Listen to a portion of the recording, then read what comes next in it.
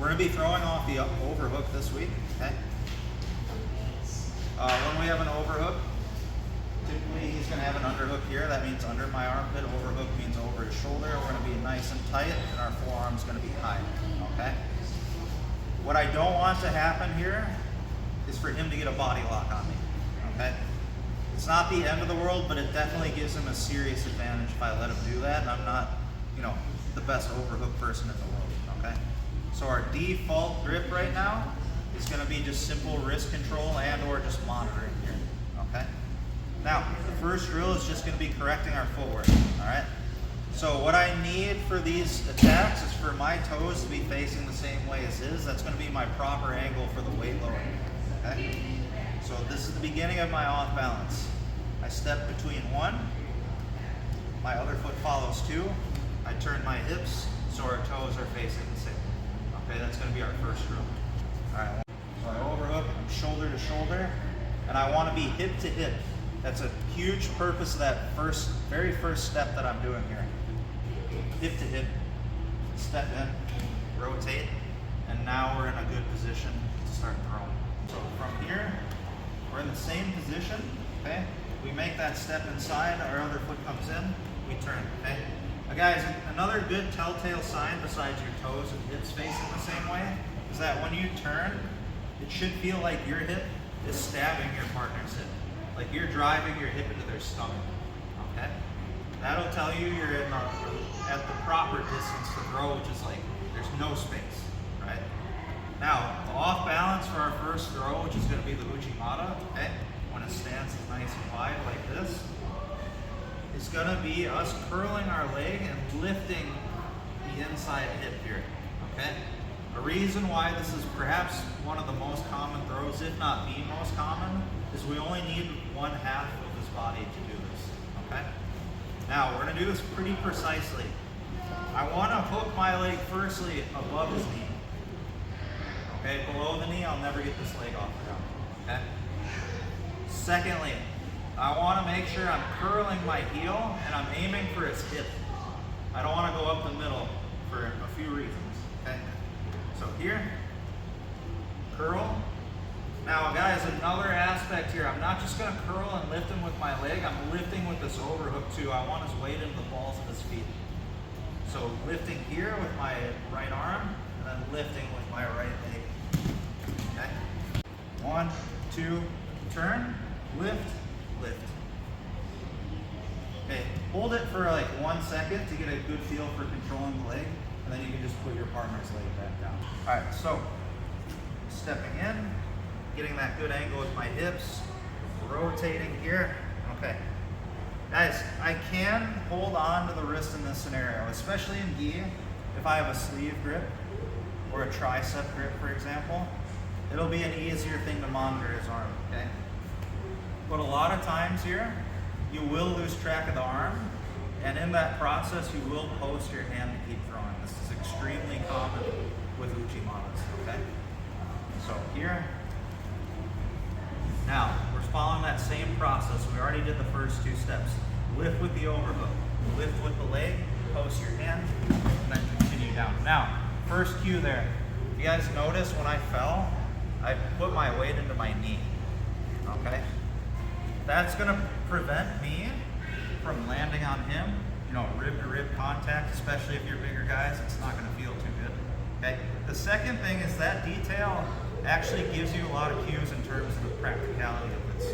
So a lot of times here, as you land, you'll still be in an overhook, underhook battle with somebody else who's experienced, okay?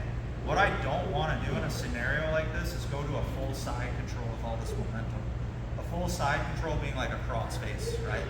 So if let's say I was still in the process of throwing him, I'm like, okay, I'm gonna get side control again. And you just get carried right over. So another benefit of falling right to this knee is, look, you'll go to that low sprawling side control we did during side smash, okay? So I'll probably elect to go here instead. So now if he tries to elevate me, it's way easier to post and keep my position, okay? This happens to people a lot when they first learn takedowns. They get good at it, they get good at putting the person down, but they can't stop their momentum, and a lot of times you get reversed, right? Okay, that's when my lift, plant. And that's what the Uchi Mata is not always going to be one big clean throw. Okay? So a big thing that you'll see, especially in things like judo classes, is throws where you hop, right? To cover distance, to cover people's counters, stuff like that. Okay? So even though like we just went over now in the basics class yesterday that when I throw him, he should break fall for safety, right? The more advanced we get, the more people can kind of test those waters, and sometimes they will post their hand, and that's actually kind of one of the things that will be complicated about Uchi Mata. Okay, so in that scenario, okay, at the very least, you should be willing to use a hopping method. So if I post and Grant posts too, okay, and all of his weight's into his hand, look, it's really hard to hit one big throw, but if I start hopping, that keeps his hip in movement, if that makes sense. There'll be a scenario here where you go to attach and he just kicks his leg around as he posts. We'll go to things like front headlock. He puts his hand on the floor. Again, we can go over, back, start to look for other submissions too. This is also extremely common. The Uchi Mata is one of the best counter throws that you guys can learn. Okay, so if you're ever dealing with a wrestler and, for example, they shoot a single leg on you, and there's your overhook. Potentially, you could use the Uchi Mata as counters to wrestling style takedowns. So, when do I do Harai Goshi and when do I do Uchi Mata? It's a very simple cue to start with, and really, it's the positioning of his feet. Okay, the wider Ulysses has his stance, the more accessible and likelihood I am to go to an Uchi Mata. Okay, now, especially with these grips, you know, we're not always just going to be standing here static, right? Again, we're going to be pushing, pulling, moving each other around. And when I do that, his feet are more likely to come together. Okay? So when his feet are more narrow, I'm more likely to do this. Now, another aspect of that that we can choose to focus on here is talk about pros and cons again. This hand. Okay, we started with simple monitoring and wrist control. You can always look in scenarios like this, especially in gi, to start climbing higher. Going to the tricep. In this scenario, we see this a lot in like judo. We'll use the pocket of the gi here. Okay, no gi, I would just grab the tricep. We can roll this in. Okay, so if you've ever done butterfly guard with me, this is pretty much the same thing, but on the feet. Now, pros and cons. If I do choose to do that, you are bringing this hand closer to a body lock, so you better make sure that that's your grip and that's the grip that you like to do. Otherwise, if you know he's a good body lock guy, like his takedowns are kind of scary, guys, feel free to stay with the wrist grip. But again, the pro here is that I will be able to pull him a little more with this grip, which with the wrist grip, a little bit harder to do. Okay, so just weigh those things as you're doing this. All right, so good news here is we got all the footwork and everything out of the way. Uchi Mata and Harai Goshi are a big combo. It's like the triangle armbar of throws. Okay, so I still am doing the same footwork. 1, 2, I'm still turning. Okay, wide base, we're here. Okay. Narrow base, that's when I can look to get my leg over both of his legs now versus one leg. You guys see there's extreme similarities here. I'm still above the knee. I'm still doing that big heel curl. Okay. Now it's just going to be me pulling him basically over as I sweep this leg, and this is where you get very high amplitude, okay, which means like it's going to hit the ground really harder. Okay. Sorry. No, good. I see this one. So again, you have a couple options here. If you're used to this, your base is good, you can just stand over your partner. Otherwise, when you do this, you guys are just going to land the exact same way. Okay? So here, going in. And see, I let go right away and I put my weight into my knee. Something you need to know about these types of throws, where it's higher amplitude as the merits say, is the more you guys hold on to each other here, the more that weight is going to travel together. So if he holds on to me tight and we land and I hold on to him tight, I'm going to land hard on him. Okay? And I'll equate this to what I said like a week or two ago when we did submissions, almost like micro drilling. It's kind of like what drilling the entry is. Okay? So like Dexter was asking me about the footwork. Okay, so if the footwork's your weak point, you could just get reps coming in here. Okay, let's say your other weak point is you actually getting the good reap on the Harai Goshi or the Uchi Mata, okay? If that's the case, you could just go a step further. Step in, lift, return. Step in, lift, return. You guys see, when you do it that way, not only is it safer, but you're doing most of the move already, and arguably those are the most important parts of the movement. The pro here is he's giving me the connection because he's attaching himself to me. Okay? So a lot of times here, it's not going to be a difficult thing that when we're ready. Okay? So we don't have to step in as much. If he's pulling himself to me, that's what makes it, that's one of the big pros of doing it from the body line. Okay? We're still going to have the same premise here. Okay? We're monitoring the far hand, and as we square up, we're going to punch an underhook of our own. Okay? So we have over-under on each other. Okay? Now, you guys see I'm at a slight angle as I enter this, okay? Almost like I'm not quite perpendicular and I'm not quite facing him. I would say almost diagonal or 45 degrees, okay? Now, a lot of the same principles here are going to be the same. We're going to look at inside tripping and outside tripping, okay? So, from this angle, I have a really good entry for an inside trip. If you guys look, my leg's already aligned between his legs, all right? This is a really good time to do this.